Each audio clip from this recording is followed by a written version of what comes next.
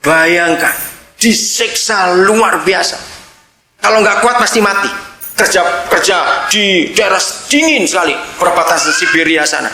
Saudara Mongol, itu sebabnya orang gila banyak. Kalau mereka kuat nggak mati-mati bawa pulang. Tapi kita jadi diam saja. Kalau nggak ada berdiri nggak berdiri, 24 jam duduk saja, tidur di situ. Begitu jahatnya.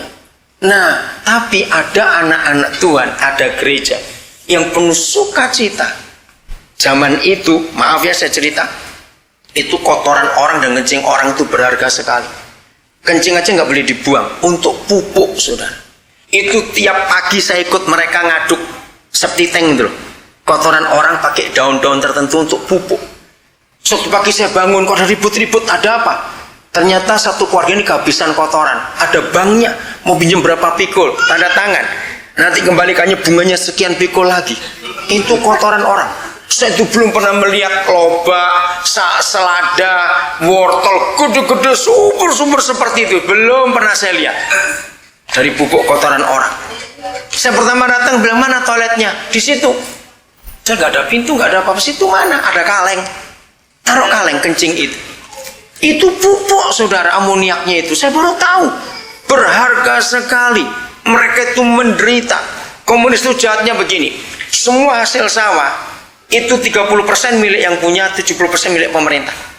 Di komunis itu tidak ada orang punya sertifikat tanah, tidak ada. Semua milik negara. Tanah milik negara, semuanya milik negara. Mereka nggak bisa belanja pakaian, baju, tidak ada. Mau cetung menyeragamkan pakaian rakyat satu merek lebih itu warnanya cuma dua, abu-abu dan biru tua. Dan kainnya satu. Drill, kok pernah dengar kata drill itu? Sudah tebal begitu. Kenapa warnanya sama? Itu tadi prinsip sama rata, sehingga gak ada yang iri. Pemerintahnya pun pakainya sama, biru, abu-abu. Modelnya pun sama, tidak boleh ada model lain. Itu pun jatah pemerintah, gak bisa beli. Setahun satu orang dapat jatah 2 kali. Jadi dua pakaian, 2 setel abu-abu, 2 setel biru. Dah setahun cuma dapat 2 kali itu. Tidak ada orang jual toko, tidak ada. Saya sempat sakit waktu itu karena makan nggak, kurang, dinginnya seperti itu, mesti kerja berat bersama mereka. Nah, dokter pun nggak dibayar pakai uang, mereka tuh terima kupon. Setelah saya keluar, saya baru tahu kalau kalau visa itu ada 2 macam waktu itu, visa turis dan visa wakil, namanya kunjungan keluarga. Nah, ternyata yang ngurus saya di Hongkong, saya masuk visa kedua. Maka itu saya kok habis jelek bener. Dan yang visa turis tidak boleh jalan sendiri, ada guide-nya, nggak boleh masuk ke kampung-kampung. Saya bersyukur dapat visa yang kedua itu, masuk tinggal dengan mereka. Saya pakai bantal kayu itu, tidurnya pakai jerami, tinggal dengan mereka. Hebat sekali Tuhan beri saya kesempatan itu. Nah, jadi dapat kupon. Kuponnya ada warnanya. Nah, kupon itu ada harinya. Misalnya warna merah itu untuk antri gula, itu hari Selasa misalnya. Nanti yang warna kuning itu untuk antri minyak, nanti hari apa. Nanti ada kupon warna apa, sedikit merah tapi bukan ke merah, dia untuk antri daging. Dan itu nggak boleh tiap hari seenaknya, ada harinya. Orang-orang tua yang umurnya 60 tahun ke atas itu nggak bisa ikut makan bersama anak di rumah. Sehari 2 kali, siang dan sore. Setiap RT itu ada pos kecil, itu pemerintah punya dapur umum, lalu orang-orang tua itu bawa mangkoknya untuk antri bubur sehari 2 kali. Menderita sekali, saudara. Nah, di dalam keadaan seperti itu, gereja itu tampil, nyanyi, suka menyanyi, wajah ceria. Ini kan orang-orang yang kalian melihat, kan nasib kita sama, kenapa kamu beda? Jadi penginjilan itu luar biasa, sudah di antara mereka. Nyata sekali firman Tuhan itu. Saya bersyukur saya bisa hidup dengan mereka. Alkitab tidak ada, alat musik tidak ada. Satu hari, ini yang pertama kali saya alami, dapat beritahu. Ini penerjemah saya bilang, nanti sore kita akan kebaktian. Aduh, senang sekali kalau saya dengar itu. Karena pertama saya datang, saya sombong sekali. Saya akan khotbah, saya akan ngajar. Ternyata saya nggak pernah bisa khotbah. Karena mereka lebih hebat dari saya. Tiap kali kebaktian saya cuma bisa nangis. Terus saya tanya, jam berapa nanti mulai? Oh, belum tahu. Sudah makin sore, saya tanya lagi, di mana tempatnya? Belum tahu. Lah, Jadi mau di mana katanya ada kebaktian? Ya memang belum tahu.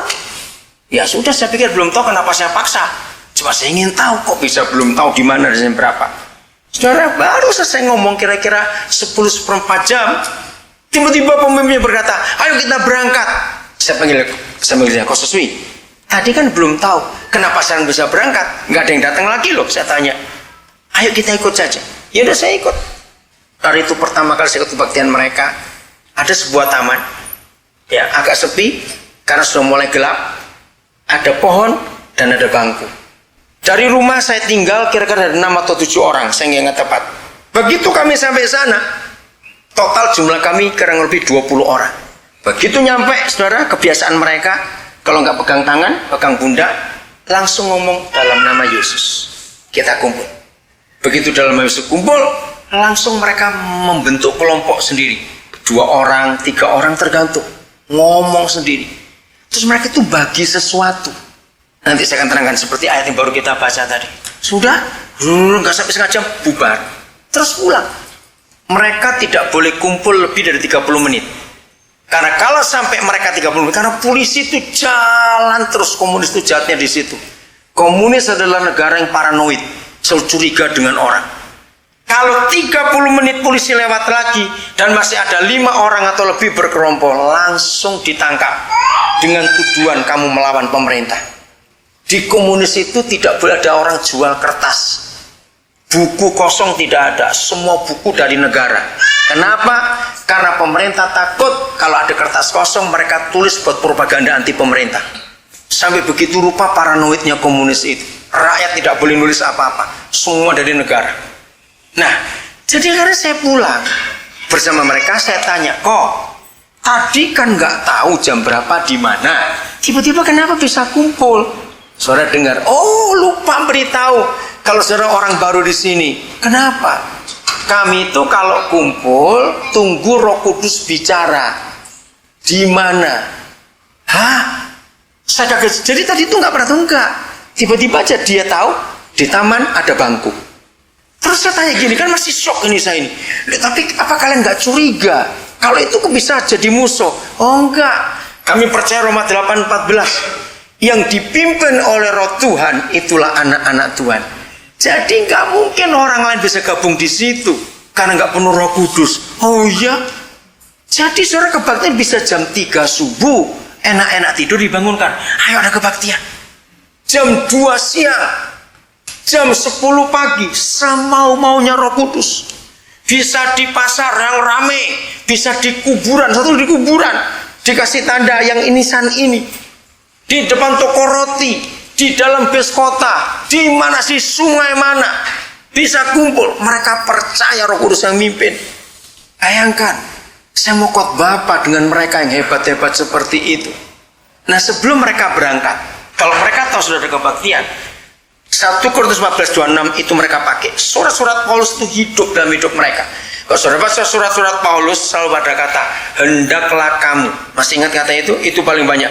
Hendaklah kamu seorang dengan yang lain saling menguatkan, saling menghibur, saling mendoakan, saling semuanya. Itu yang mereka pakai. Jadi kalau dengar mereka mau ada kebaktian, dari rumah itu masing-masing sudah tanya, Tuhan kami bawa apa? Bawa apa? Ada yang bawa ayam. Ayam hidup dibawa. Bawa selimut, bawa sandal, bawa baju, bawa kue, atau bakpo. Pokoknya apa yang Roh Kudus suruh mereka bawa. Nah, begitu mereka tiba di tempat mereka kumpul dalam komunitas itu, mereka langsung tunjukkan, saya bawa ini, ada yang butuh enggak? Itu mengharukan sekali, sudah. Pasti ada yang butuh. Nah, suatu hari ada seorang bawa minyak gosok. Dia cerita, aku disuruh Roh Kudus bawa minyak gosok. Saya tuh bingung, untuk apa minyak gosok? Minyak gosok itu yang panas itu. Saudara, begitu tiba, ada seorang ibu bersaksi. Siapa punya minyak gosok? Tadi pagi anakku digebukin polisi karena ketahuan doakan orang. Aku nggak punya minyak itu. Saya nangis. Begitu taatnya orang ini. Ini aku bawa. Apabila kamu berkumpul saudara-saudara, hendaklah masing-masing membawa